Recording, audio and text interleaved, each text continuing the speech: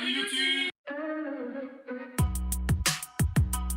Alors on se retrouve aujourd'hui pour une toute nouvelle vidéo sur notre chaîne Décodage.com. On revient avec un concept très tendance, le concept de devine qui est l'imposteur et en l'occurrence qui sont les imposteurs. Je vais laisser Gloria vous expliquer. Nous allons présenter deux métiers de la communication dans deux secteurs différents, un dans le secteur de l'événementiel et l'autre dans le secteur de la communication de crise. Donc 2 équipes avec 3 personnes, dont 2 sont des imposteurs. Disclaimer, tout le monde ici est étudiant. On mettra à nous et à vous d'en apprendre davantage, on l'espère, sur tous les métiers de la communication. Il faut préciser également que les personnes, comme elles sont étudiantes, ne travaillent pas vraiment dans ces métiers-là. Il est important de comprendre qu'avant de réaliser cette vidéo, on a réalisé un tirage au sort pour déterminer qui seront du coup les imposteurs. Maintenant, la manche numéro 2. Bonjour. Je m'appelle Julie, j'ai 22 ans, j'ai fini les études il y a un an. Maintenant, je suis dans une cellule de crise dans le groupe de l'AISE et je suis communicante. Donc, en gros, je dois dire les prises de décision de la cellule de crise de manière interne et externe. Merci. Personne suivante. Entrez. Salut. Bonjour. Est-ce que tu peux te présenter? Bien sûr. Je m'appelle Michel, j'ai 22 ans. Je suis communicante dans la cellule de crise du Fait d'Asile à Bruxelles. D'accord, merci beaucoup. 22 ans. 22 ans. Fait d'asile. On appelle la prochaine. Bonjour! Bonjour. Bonjour. Donc, je m'appelle Yasmine, j'ai 25 ans et je suis consultante en communication de crise depuis 3 ans. Et j'ai changé 2 fois de secteur. Donc j'ai travaillé dans l'agroalimentaire et maintenant je suis dans le secteur du textile. On commence avec notre petite question. Bien. Moi, j'aurais une question pour toi. Première question, tu m'as dit, elle va être piquante un peu, mais tu m'as dit que tu avais quel âge? 22. 22 ans. Et que tu 22 venais... aussi. 22 aussi. 25. Mais tu m'as dit que tu avais fini l'année passée. Ouais. T'as fait quoi comme étude? Explique-moi un peu. Communication. Communication. Ouais. T'as 22 ans et t'as commencé... T'as pris un master en quoi? En communication des organisations et du coup, je suis finie un peu plus tôt parce que j'ai sauté une classe. Donc en sautant une classe, une année complète. Oui. Je veux dire dans ton cursus précédent, en Oui, secondaire. en secondaire. Ah. Entre la deuxième et la troisième, puisque il y avait le CE1D, c'était un peu facile. Ok. Qu'est-ce qui t'a poussé vers le secteur des crises, tout simplement?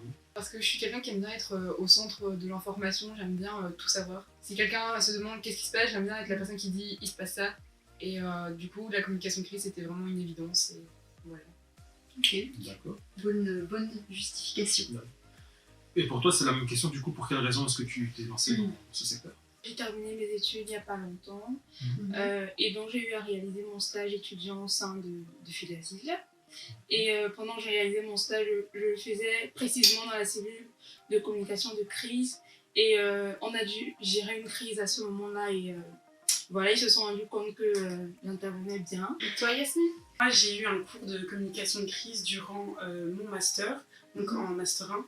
Et c'est un cours qui m'a vraiment énormément plu, j'ai beaucoup appris. On a eu un cas pratique en temps réel, si je puis dire, avec nos professeurs.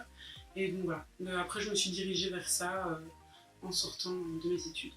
Ok. D'accord. Quelles tâches vous êtes amené à faire dans votre travail? Je vais commencer par Michel. Ouais, au quotidien, un peu votre journée type. Alors il faut déjà savoir qu'en communication de crise, on travaille dans la prévention d'abord. Ouais. Et lorsque la crise se présente, on travaille aussi sur la crise. Et du coup, les crises en soi, c'est pas tous les jours. Donc les journées types, c'est plus dans la prévention, d'étudier les crises qu'on a eues, comment on les a gérées, qu'est-ce qu'on doit faire à l'avenir et tout. C'est un peu ça les journées types. Et lorsqu'une crise survient, c'est un peu plus différent. Et du coup, tu parlais de la crise qui est survenue lorsque tu étais en stage dans l'entreprise. Avant celle-là, il y en a eu beaucoup d'autres? Je sais pas, je n'étais pas encore dans l'entreprise. Ah ok, parce que tu disais que actuellement tu travaillais sur les précédentes crises. Oui.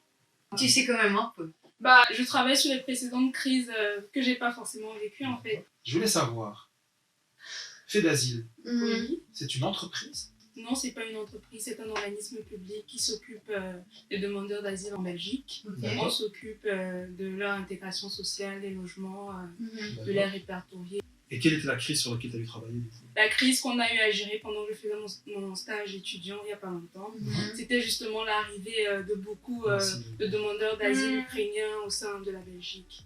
Ok. Cette question, elle va être la même pour vous aussi, du coup. Ouais. Quelle est la dernière crise sur laquelle vous avez eu l'occasion de travailler? Dans le secteur du textile, on a eu un problème en amont avec une de nos usines. Un produit chimique assez irritant pour la peau était présent sur certains tissus.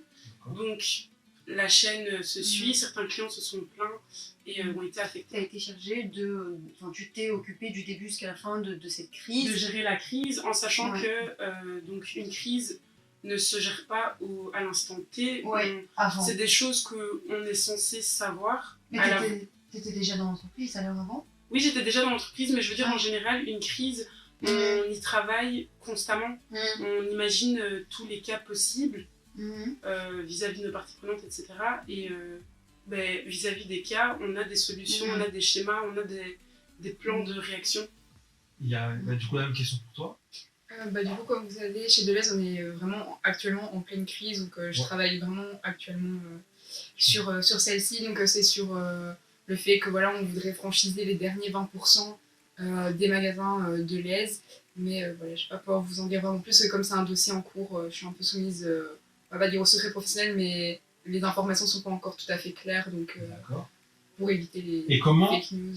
Comment, dans votre cellule de crise chez Deleuze, vous arrivez à communiquer vos intentions sur la situation?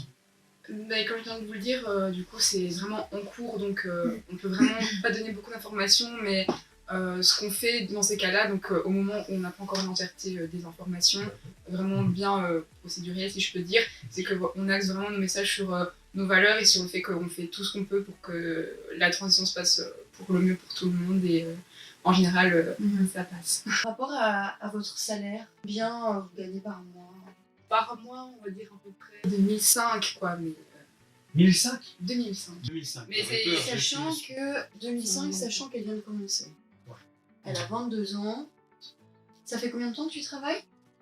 Du coup, comme j'ai fini en juin et qu'on est actuellement en mars, on pouvait faire les calculs. 2005, tu viens de commencer, c'est bizarre. Moi, je touche 2700 € en brut, Ok. mais je suis beaucoup taxée et ça fait mal de le dire. Je vis seule, je suis nouvelle dans le monde de l'emploi et tout. Du coup, je me retrouve avec 1800 € en net. Et vous, madame la consultante? Du coup, mon salaire, je préfère le garder privé. Après, il faut savoir que dépendant du secteur où vous êtes et dépendant des crises auxquelles vous pouvez faire face, vous pouvez toucher des primes. Eh bien, je pense que Michel est l'imposteur. Tout simplement parce que gagner 2800 €. 2700 €. 2700, oui. Une dernière question. Quels sont les outils en fait que vous utilisez? Quels sont vos outils de travail? Pour des crises, en amont, on a un document, un dossier qu'on utilise pour gérer une crise avec toutes les étapes, les numéros de contact dans l'entreprise. Donc ça, c'est vraiment l'outil primordial à avoir dans chaque entreprise, dans chaque cellule de crise. Ça me paraît vrai, vraiment des bons outils. On utilise aussi Telegram, parce que comme vous savez, c'est un peu encore plus crypté que WhatsApp. Et du coup, parfois, on a vraiment besoin de communiquer ultra rapidement, parce que comme actuellement, dans la crise qu'on vit, on doit vraiment pouvoir avoir les infos des CEO, etc. vraiment ultra rapidement. Du coup, Vous utilisez Telegram? oui, mais juste pour avoir des communications rapides, mais c'est pas notre canal principal. Bizarre. Nous sommes toute une cellule et chaque personne a son outil principal qu'il utilise. Moi, je m'occupe plus du niveau digital et j'utilise nos readers pour en fait collecter les informations, qu'est-ce que les journaux disent sur l'entreprise par rapport à la crise qu'on traverse, quel est l'état de la réputation de l'organisation, qu'est-ce qu'on dit. Et sur base de ça, en fait, la cellule de crise monte une stratégie pour pouvoir répondre à tout cela, tout ce qui se dit sur les différents réseaux sociaux.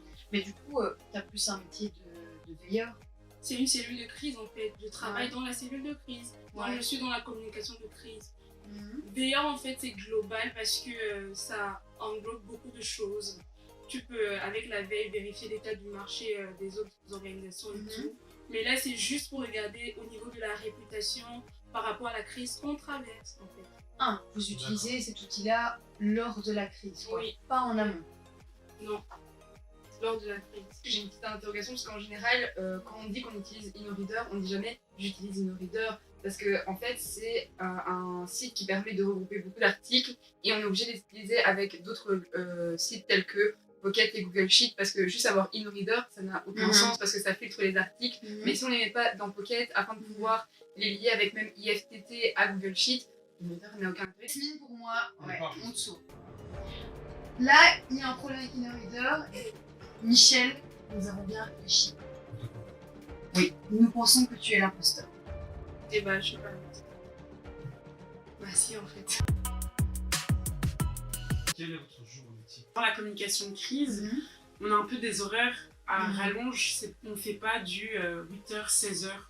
On a un téléphone, on peut se faire biper à tout moment, imaginons s'il se passe quelque chose. Enfin, je peux pas juste dire, je rentre chez moi, le boulot est fini. Et voilà, il se passe quelque chose dans la nuit, je suis pas au courant, bah, je verrai ça demain à 8h. Une crise, quand la crise arrive, même si on a anticipé à l'avance, il faut activer directement une cellule d'urgence. Si, imaginons, il y a une attaque terroriste, je peux pas dire, bah, j'attends demain 8h quand mon boulot commence pour anticiper. Vous relayez. Par Oui. exemple, toi, tu travailles. On est plusieurs dans une cellule de crise, on fonctionne par équipe en fait, on n'est pas seul. Parce que c'est une charge de travail et même au niveau du stress, il faut pouvoir avoir des collègues sur qui on peut compter, une team vraiment, une bonne équipe avec un environnement de travail, une pièce de travail vraiment consacrée à la crise où on peut être isolé entre guillemets de l'extérieur et pouvoir travailler concrètement sur la crise. La même question pour toi, du coup. Petit café, puis petite discussion avec les collègues parce que c'est toujours bien d'entretenir les liens, surtout quand on va devoir gérer une crise, on doit vraiment pouvoir faire confiance, se faire confiance les uns aux autres et du coup c'est vraiment important d'avoir des liens entre nous. Mais après évidemment si on est en pleine crise, c'est pas forcément la petite discussion. Quand je vais au boulot, le premier truc que je fais c'est aller, donc en fait on est une espèce de pièce comme ça avec plein de balles, je sais pas comment on appelle ça. Et du coup en fait on a un peu les derniers rapports de ce qui s'est passé parce que du coup on est une équipe, on a des veilleurs et du coup on regarde un peu ce que les veilleurs ont pu récolter et c'est vraiment le premier truc que je fais quand j'arrive, c'est voir ça et à partir de là, là je planifie ma journée et du coup j'ai pas vraiment une journée type, les journées se ressemblent pas les unes aux autres quoi. Ok, C'est départagé. ouais, mais C'est pas simple. c'est pas évident du tout. Nous avons pris notre décision Ouais, et elle est Julie, nous pensons que tu es l'imposteur.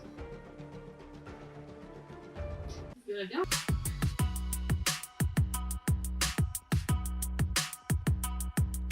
Maintenant, il reste plus que toi.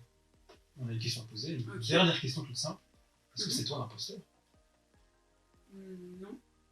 Voilà, on a gagné. Voilà, on a encore gagné les gars, on est beaucoup trop forts. Voilà, c'est bien moi qui avais le métier. Vous pouvez retrouver toutes les informations sur le métier de consultante en communication de crise sur le site d'Ecodashcom.